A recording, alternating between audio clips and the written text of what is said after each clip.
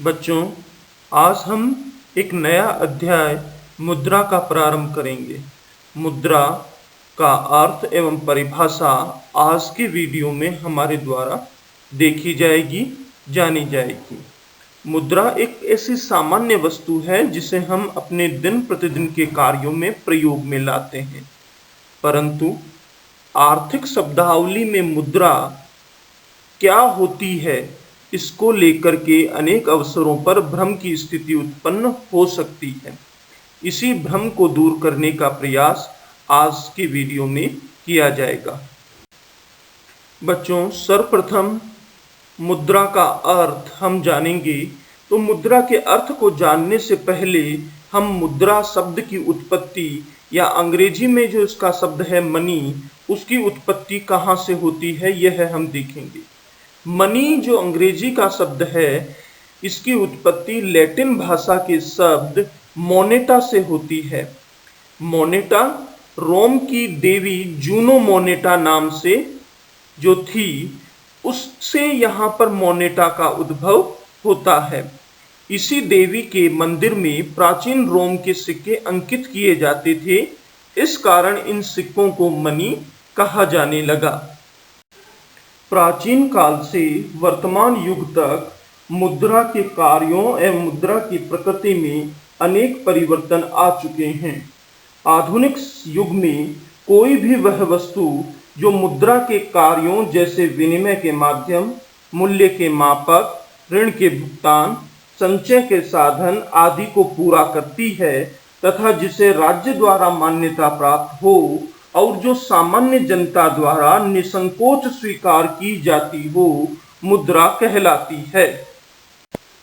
आधुनिक समय में मुद्रा एक आधारभूत तत्व है। इस तत्व के अभाव में आर्थिक क्रियाएं लगभग पंगु हो जाएंगी। इतनी महत्वपूर्ण होते हुए भी मुद्रा को परिभाषित करने को लेकर विभिन्न अर्थशास्त्रियों में परस्पर मतभेद की स्थिति पाई जाती है। भिन्न भिन्न अर्थशास्त्रियों ने इसके भिन्न भिन्न तत्वों या भिन्न भिन्न विशेषताओं के आधार पर परिभाषित करने का प्रयास किया है। इन्हीं वर्गों को हम 4 वर्गों में विभाजित कर सकते हैं। सर्वप्रथम ऐसे अर्थशास्त्री आते हैं जो मुद्रा को उसके कार्यों और उन कार्यों के वर्णन के आधार पर परिभाषित करते हैं। दूसरे वर्ग में ऐसे अर्थशास्त्री हैं जो मुद्रा की वैधानिकता की जांच करते हैं और मुद्रा की वैधानिकता के आधार पर इसे परिभाषित करते हैं।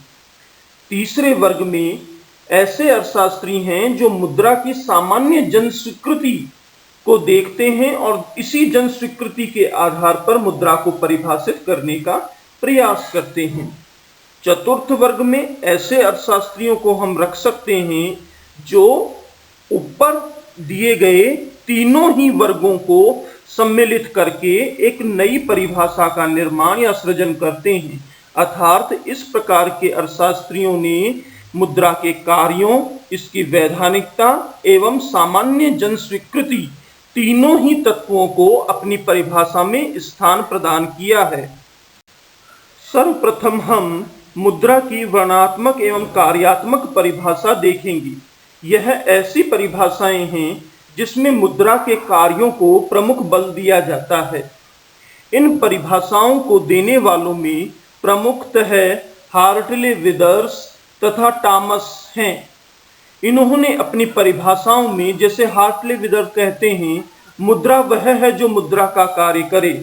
इसी प्रकार टॉमस के अनुसार मुद्रा वह वस्तु है जो तत्परता से सामान्यतया जनता द्वारा वस्तुओं, सेवाओं तथा संपत्तियों का भुगतान करने में स्वीकार की जाती है और ऋणों का भुगतान करती है। अतः यह परिभाषाएं मुद्रा के द्वारा किए जाने वाले कार्यों को अपना केंद्र बिंदु बनाती हैं। दूसरा वर्ग वैधानिक परिभाषाओं का वर्ग था। कुछ अर्थशास्त्रियों का यह मानना है कि जब तक किसी वस्तु को सरकार द्वारा कानून के आधार पर मुद्रा नहीं घोषित कर दिया जाता, वह मुद्रा नहीं कहलाएगी। इस वर्ग में 2 अर्थशास्त्री प्रमुख थे, प्रोफेसर नैप तथा प्रोफेसर हार्ट्रे।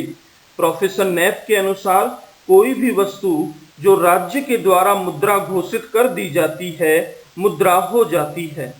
इसी प्रकार प्रोफेसर हार्ट्रे कहते हैं, मुद्रा के दो पहलू होते हैं। प्रथम, यह हिसाब की इकाई होती है तथा दूसरा, यह विधिग्राह्य होती है।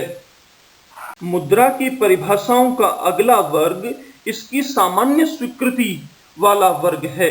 इस वर्ग के अर्थशास्त्रियों के अनुसार वही वस्तु मुद्रा के रूप में प्रचलित होती है जो जनता द्वारा सामान्य रूप से स्वीकार की जाती है। इन परिभाषाओं को देने वालों में सेलिगमैन कहते हैं, मुद्रा वह वस्तु है जिसे सामान्य स्वीकृति प्राप्त है।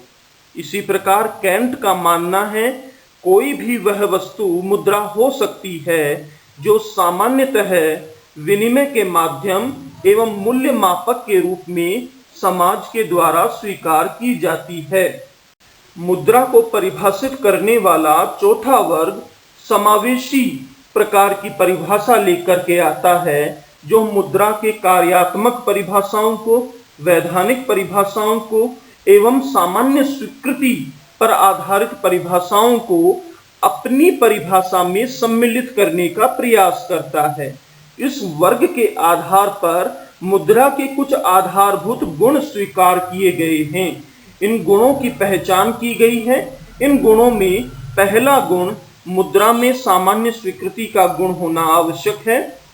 मुद्रा ऐसी वस्तु होनी चाहिए जो लेन देन में प्रयुक्त हो। मुद्रा में मूल्य मापन की क्षमता होनी चाहिए। मुद्रा सरकार द्वारा कानूनी रूप से निर्मित होनी चाहिए। मुद्रा ऐसी वस्तु होती है जिसमें स्थापित भुगतान की क्षमता हो, स्थगित भुगतान की क्षमता हो। ये कुछ आधारभूत विशेषताएं चिन्हित की गई हैं। इन्हीं विशेषताओं के आधार पर यह वर्ग अपनी परिभाषाएं देता है। मुद्रा को परिभाषित करने के संबंध में जो चतुर्थ दृष्टिकोण है, उसमें प्रमुखतः मार्शल एवं जेम्किंस सम्मिलित होते हैं। मार्शल का कहना है, मुद्रा में वे सभी वस्तुएं सम्मिलित होती हैं जो किसी विशेष समय पर अथवा स्थान पर बिना संदेह अथवा विशेष जांच पड़ताल के वस्तुओं और सेवाओं को अथवा अन्य व्यय के भुगतान करने के साधन के रूप में सामान्यतः प्रचलित होती है। इसी परिभाषा दृष्टिकोण में जेम्किंस कहते हैं, मुद्रा वह है जिसको देकर ऋण और मूल्य संबंधी भुगतानों को निपटाया जाता है और जिनके रूप में सामान्य क्रय शक्ति को संचित किया जाता है। उपरोक्त चारों दृष्टिकोणों का यदि हम वस्तुनिष्ठता के साथ अध्ययन करें तो सारांशतः यह कहा जा सकता है कि मुद्रा वह वस्तु है जो विनिमय का माध्यम तथा मूल्य मापन का कार्य करते हुए सरकार द्वारा मुद्रा के रूप में घोषित हो तथा जनता द्वारा मुद्रा के रूप में निसंकोच स्वीकार की जाती हो। धन्यवाद बच्चों, आज हमने इस वीडियो में मुद्रा क्या होती है, मुद्रा का अर्थ एवं मुद्रा की परिभाषा को जानने का प्रयास किया। कल हम मुद्रा के क्या क्या कार्य हैं उनको समझेंगे। धन्यवाद।